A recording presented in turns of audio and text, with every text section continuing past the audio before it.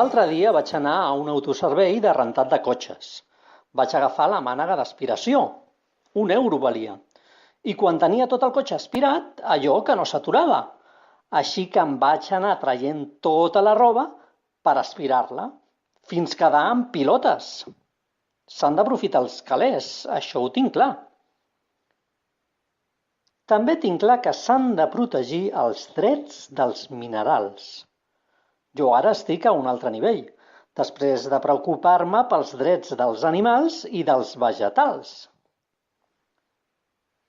Vosaltres us imagineu el patiment del ferro que llau tranquil·lament a la muntanya i anem els humans i l'arrenquem del seu entorn per fondre'l i ficar-lo dins d'un mollo per fer peces, per exemple, d'un motor de cotxe? Bé, és que fins i tot m'he fet animista, que tots som fills de la mare terra.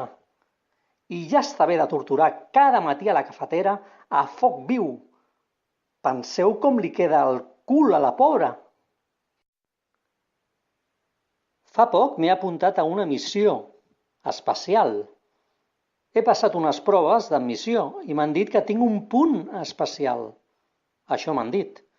M'enviaran a explorar un planeta desconegut que sembla que no té atmosfera i, per tant, hi ha un silenci total.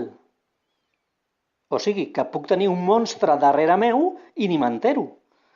Això és com quan ve la sogra a casa teva i et surt pel lloc on menys t'ho esperes.